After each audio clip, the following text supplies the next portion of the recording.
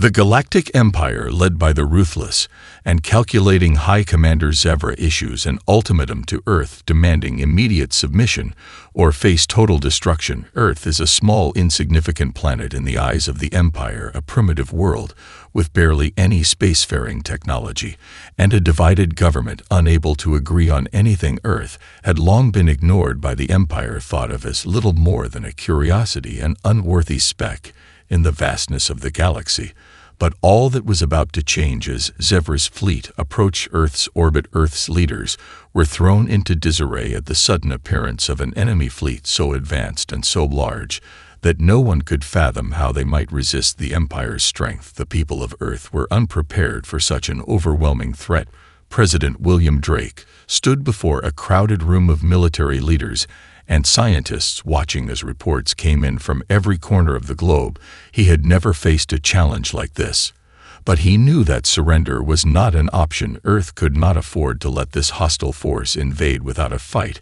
But what could they do against such an overwhelming enemy with their technologies far behind the Empire's and their military forces scattered and undisciplined? Drake stood in silence for a long moment, his mind racing through every possible option. He could think of none of them seemed viable, none of them seemed to offer even the slightest hope.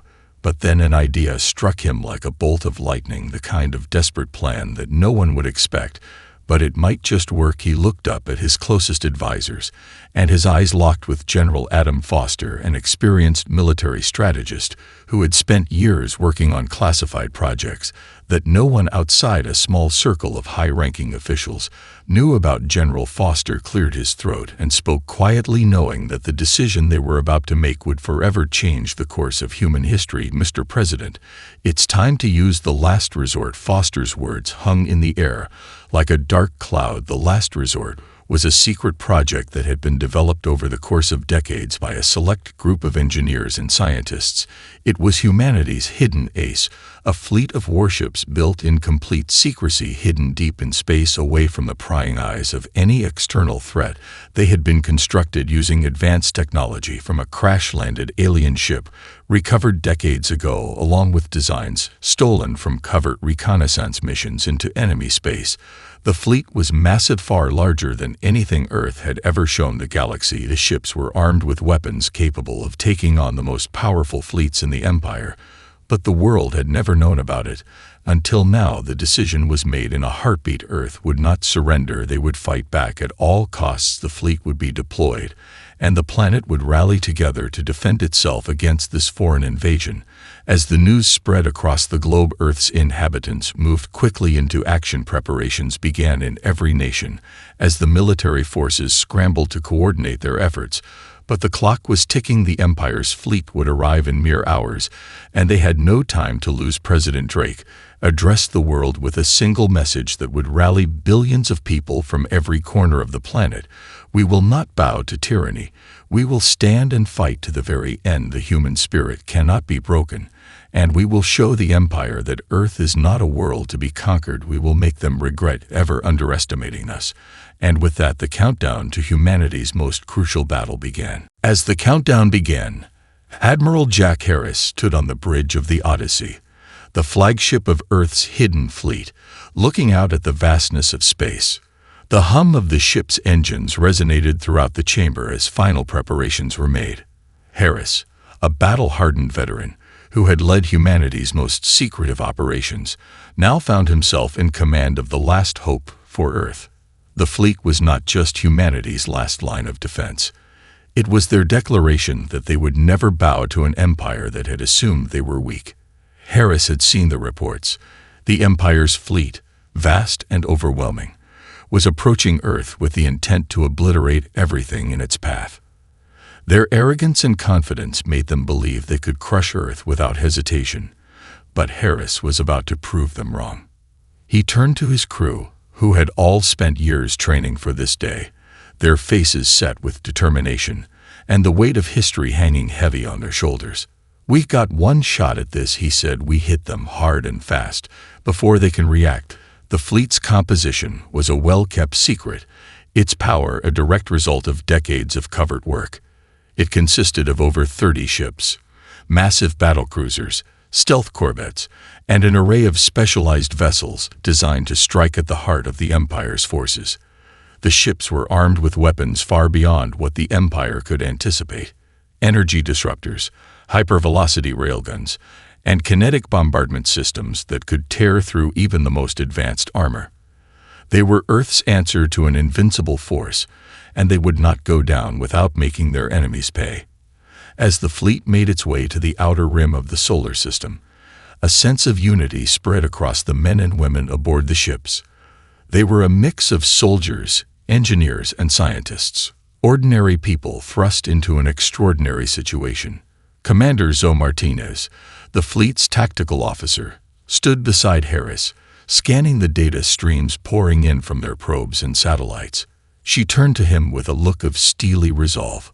"We're ready, Admiral," she said. "They won't know what hit them." Harris nodded, but his mind was still heavy with the weight of the decision. The human race had never faced anything like this before, and no one could predict what would happen once the battle began. The enemy had superior numbers, superior firepower, and a far more advanced understanding of space warfare. But what they didn't have was humanity's resilience. The Empire had underestimated Earth, thinking it was nothing more than a small, defenseless world, a speck among the stars. That mistake would cost them dearly. The human fleet was nearly in position, and Admiral Harris knew it was time. Earth's forces would strike first, catching the Empire off guard before they could organize a response.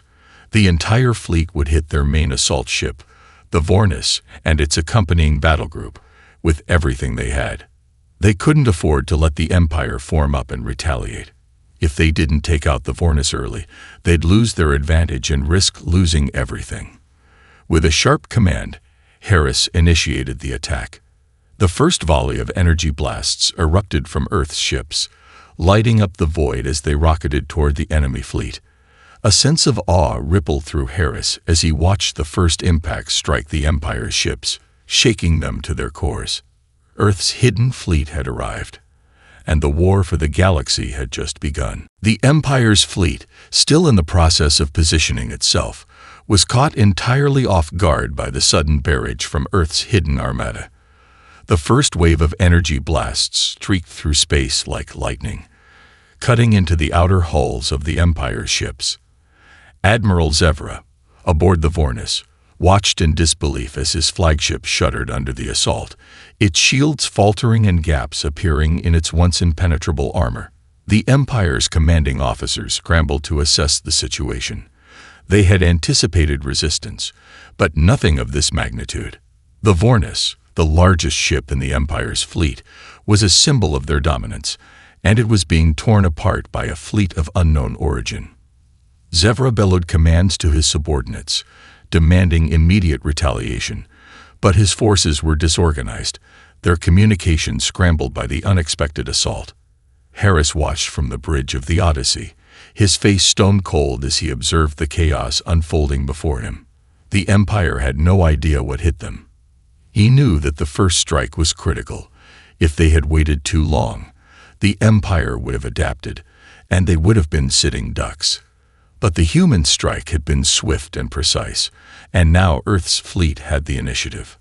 "All ships, maintain fire on their flagship," Harris ordered. "Target their weapons systems. Disable their engines."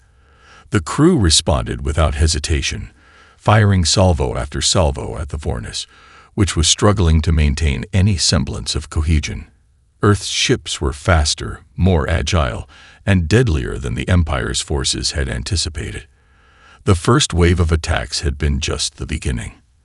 As the Earth fleet pressed forward, a second barrage of railgun shots and disruptor blasts pummeled the enemy fleet, striking at their engines and communication systems. In the chaos, several smaller Imperial ships were knocked out of formation and sent spiraling into the void, their crews unable to recover. Meanwhile, Earth's ships, using their advanced stealth systems, maneuvered through the enemy fleet like ghosts, striking from unexpected angles. The Vornis retaliated, firing back with all its might, but its shots were wild and ineffective, as the human ships moved too quickly, avoiding most of the blasts. General Malenko, the Empire's most elite strategist, stood at the command center of the Vornis, watching the battle unfold with growing concern. He had never seen such tactics before. The humans were unpredictable, striking with surgical precision, and a ruthlessness that the Empire was unprepared for. Their fleet was small compared to the Empire's, but every ship was a well-armed killing machine, each one packed with cutting-edge technology that the Empire had never encountered. The Vornis fired another wave of energy beams at Earth's fleet, but once again, the human ships dodged with ease, their evasive maneuvers almost supernatural. Harris knew they couldn't keep this up forever. The Empire's numbers were far greater, and they would eventually regroup. But for now, Earth had the advantage, and he wasn't about to waste it. He ordered a full assault on the remaining Imperial warships. The humans would push forward, making sure that the Empire would never forget the price of underestimating Earth. The battle intensified as Earth's ships closed in on their targets, and the Vornis, once thought to be invincible, began to burn as its shields failed, and its engines sputtered. The tide had turned. The Empire's confidence was crumbling, and humanity's first strike was a success. But Harris knew this was only the beginning. They had made their mark, but the Empire would not go down without a fight. The real war was only starting. The Empire's response was swift but uncoordinated, as the chaos from the initial strike continued to reverberate through their ranks. High Commander Zevra, his face twisted in anger and disbelief, watched helplessly as the Vornis limped away from the battlefield, its once pristine hull scarred by the barrage of fire from Earth's hidden fleet. General Malenko, standing by his side, clenched his fists. The humans had thrown them into disarray, but they would regroup. The Empire was vast, and its might was undeniable. The humans, they were just a fleeting nuisance.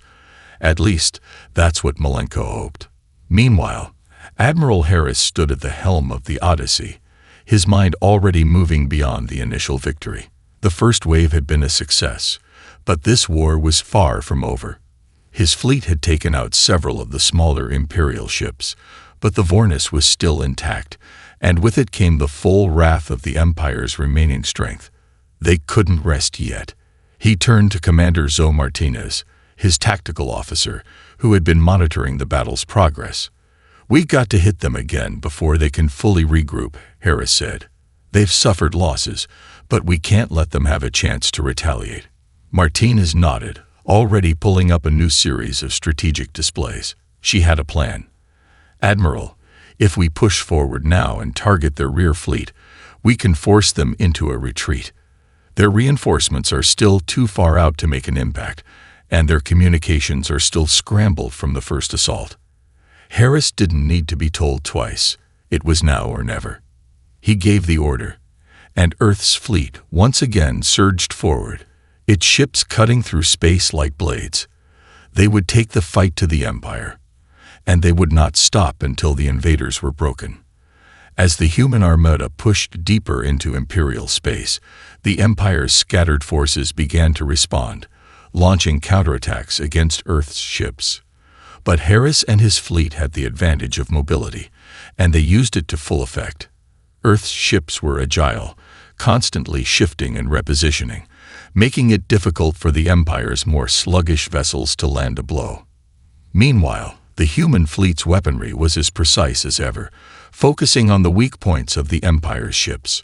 On board the Odyssey, Harris watched as one Imperial battleship after another fell, their engines disabled, their weapons silenced. The Empire was not prepared for a fight like this, and they were beginning to realize just how costly their miscalculation would be. Still, despite the damage they were taking, the Empire was not giving up. Their flagship, the Vornis, had recovered some of its functionality, and its weapons began to fire once more. It was massive, formidable, and it could still deal immense damage, but its crew had been shaken, and its commanders knew that time was running out. The Empire's reinforcements had arrived, sleek, advanced destroyers, filling the space around them. But they were too late. The momentum had already swung in Earth's favor, and the battle had become a fight for survival. General Malenko, watching the last of the Imperial forces try to recover, realized that the humans weren't going to back down. Earth was not the weak, insignificant world they had once believed it to be.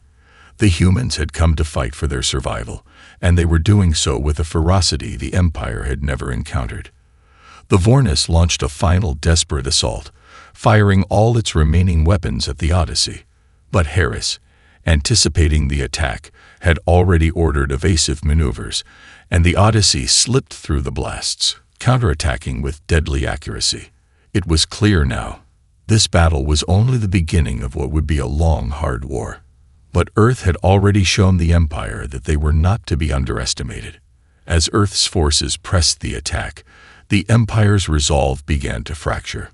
The tides of war had shifted, and the first major victory for humanity had been secured. As Earth's fleet pressed the advantage, the battle continued to rage across the stars, but it was clear that the tide had irrevocably shifted. The Empire, once confident in its ability to crush Earth in a matter of days, now found itself scrambling to maintain control. Admiral Harris, watching from the bridge of the Odyssey, felt a surge of both triumph and caution. The Empire still had power, and Earth's victory was far from assured. The war had just begun, but they had gained something invaluable: the initiative. It was now up to them to make sure that the Empire didn't have time to regroup. Back on Earth, news of the victory spread quickly, but the people knew the struggle was far from. The war was entering a new phase, one that would test Earth's resolve like never before. With the Empire's supply lines severely disrupted and multiple colonies in revolt, the balance of power in the galaxy was shifting. Earth's forces, though battle-worn, had proven they could strike with precision and force. However, their victories came at a cost. The Empire, now fully aware of Earth's capabilities, was no longer underestimating the human race. High Commander Zevra, his face hardened with fury, called a war council aboard the Vornis, which had been hastily repaired after the earlier battle. This time, there would be no underestimation. Zevra's new strategy was one of total annihilation. They would take no more chances. The Empire would deploy a force designed to crush Earth's resistance once and for all. An all-out offensive with their most advanced warships and weapons. No longer concerned with preserving resources or minimizing losses, the Empire was now playing for keeps. Meanwhile, on Earth, the optimism from their earlier successes was tempered by the sobering realization that the war was far from over. President Drake, standing before the United Earth Council, addressed the leaders of the remaining free nations. "We've made progress, but this fight will demand everything we have," he said, his voice steady but filled with the weight of the moment. "We cannot afford to let up now." Earth's strategy had worked so far, but the next battle would be the deciding one. General Adam Foster, alongside Harris and Martinez, began preparing for the inevitable Imperial counteroffensive. They knew the Empire's fleet was now assembling, a massive force unlike any they had faced before, and it was only a matter of time before it reached Earth's borders. They would have to strike first, or risk being overwhelmed. Foster's plan was a bold one. Earth's fleet would split into multiple smaller task forces, each designed to hit specific Imperial strongholds, star systems that were critical to the Empire's war effort. If they could destroy the Empire's new advanced warships before they could reach Earth, they might stand a chance. But even with Earth's fleet at its best, the task was daunting. The Empire's new warships were powered by energy cores that made them virtually invincible. Their shields were nearly impenetrable, and their weapons capable of obliterating Earth's ships with a single shot. Harris had never faced anything like it before. It would be a fight to the death. With the plan set in motion, Harris led one of the task forces, alongside Commander Zoe Martinez and a newly formed team of elite soldiers. Their mission was to intercept the Imperial fleet before it could reach Earth and to disable their weapons manufacturing facility on the moon of a distant planet. The journey was perilous, and the space around them was filled with hostile forces. As Earth's ships moved into position, they knew the enemy would be waiting, and the battle ahead would be unlike any they had fought before. But there was something different about this moment, something that had changed in Harris and his crew. They weren't just defending Earth anymore. They were fighting for the future of the galaxy.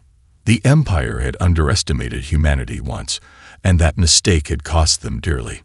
The question now was whether they would make the same mistake again. As Harris surveyed the space ahead, his eyes narrowed with a fierce determination. This was it, the moment that would decide everything. They would either win this battle, or humanity would be wiped out. There was no middle ground. And for the first time, Harris felt certain of one thing.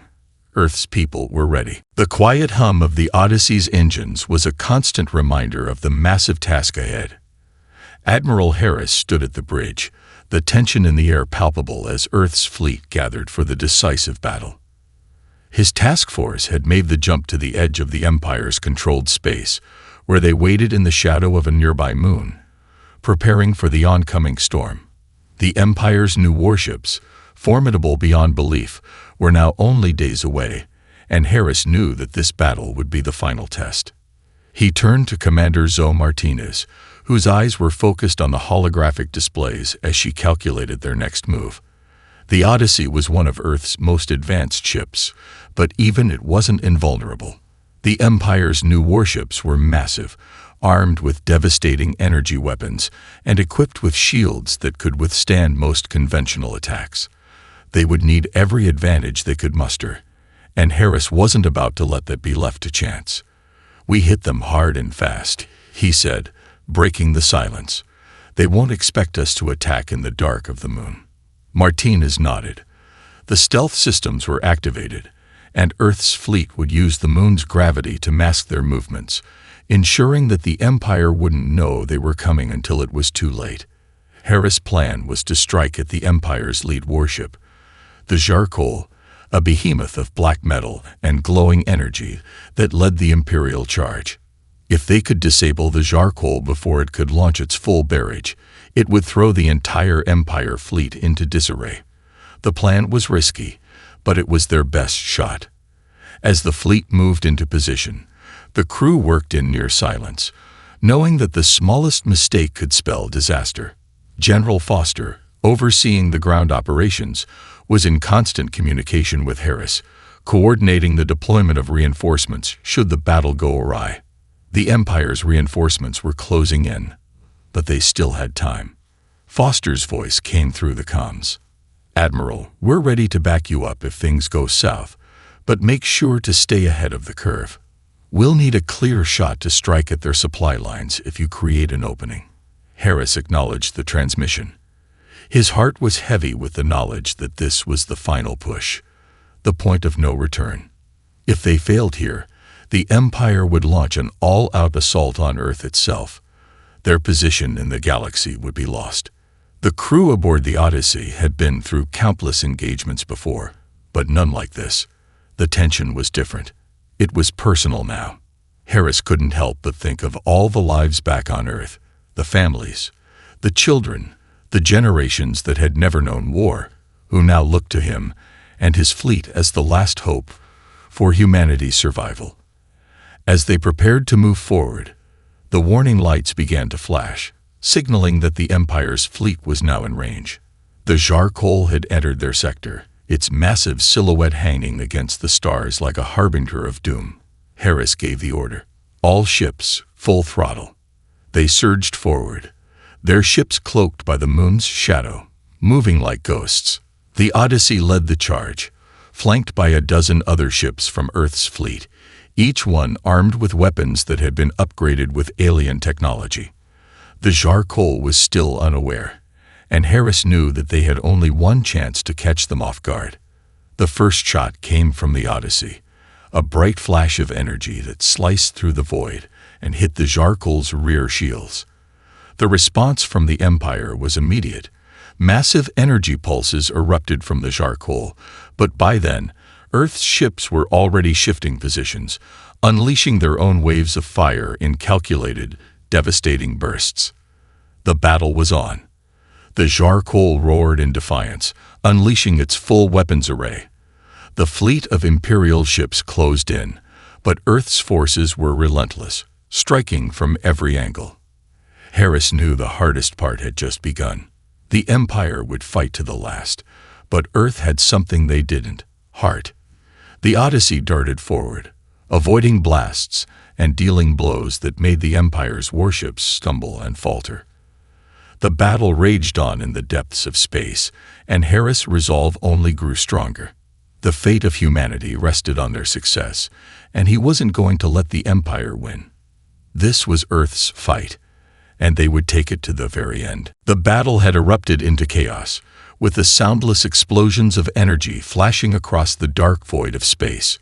The Jarkol continued to fire its massive weaponry, but Earth's fleet, nimble and relentless, kept shifting in and out of range, dodging each assault with precision.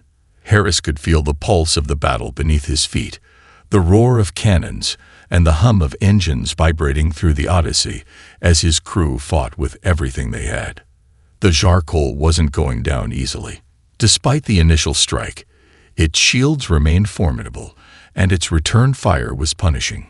Every ship in Earth's fleet had been carefully calibrated, outfitted with the best technology Earth could muster, but the Empire's war machine was vast and ruthless. Even with their newfound strength, Earth's forces were beginning to show signs of strain.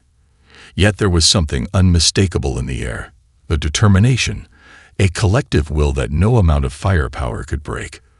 The first wave of Earth's forces had taken the Empire by surprise, but now they were paying the price. The Jarkol retaliated with ferocity, launching waves of energy blasts that tore through the fabric of space. The Odyssey shook under the impact, and Harris gritted his teeth, his mind focused on the objective: to disable the flagship, to shatter the heart of the Empire. It was now or never. Harris, seeing the vulnerability of the Jarkol, ordered a full assault. Martins and her tactical team guided the fleet into position, focusing their efforts on the massive Imperial ship's blind spots. With a synchronized effort, the human fleet launched a concentrated strike. Energy beams lashed out like lightning, hitting the Jarkol's primary energy cores. The resulting explosion was immense, but the flagship wasn't done yet. The Empire's command center scrambled, desperate to keep their flagship intact, but it was too late. The Odyssey was relentless, slipping through enemy fire, its evasive maneuvers almost instinctual. As the human fleet delivered their final blows, the Jarkol's shields cracked, and the enormous ship shuddered, its once imposing form now a floating wreck. Harris knew that victory was within their grasp, but it wasn't just about destroying ships. It was about sending a message. The Empire had underestimated Earth, and now they would pay for their arrogance. On the bridge, Harris's voice cut through the chaos. "All ships, focus on the remaining Imperial fleet. We finish this now." The human fleet surged forward once again, focusing their fire on the remaining Imperial warships.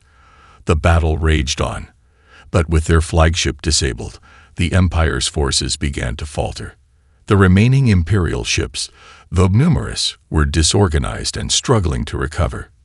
General Malenko, aboard the crippled Vornis, could only watch as his fleet crumbled under the weight of Earth's relentless assault. The tide of war had swung, and there was no turning it back. The Vornis, once the pride of the Empire, was now a wreck, its engines failing, its weapon systems malfunctioning. Earth's tactics, their technology, and above all, their unwavering resolve had proven too much. As the last Imperial warships were destroyed or forced to retreat, Harris took a moment to survey the aftermath. The Empire's fleet was shattered, their once unassailable force now reduced to a fraction of its former strength. The battle for the galaxy was far from over, but Earth had dealt a crippling blow.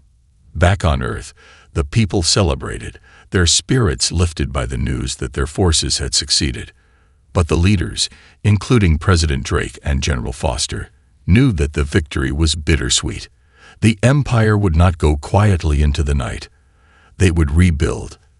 They would retaliate. The war was far from over, and humanity's survival was still uncertain. But Earth had proven something in this battle, that they would not simply be a footnote in history. They had the strength, the will, and the heart to stand against even the most overwhelming of forces, and the Empire would never forget the price of underestimating Earth again. Harris stood at the bridge of the Odyssey, looking out over the stars. There was no celebration, no moment of triumph, just the knowledge that Earth's fight was far from over. The war had only just begun, but now, the Empire would have to reckon with humanity's true power, and Harris was ready to lead them into whatever came next.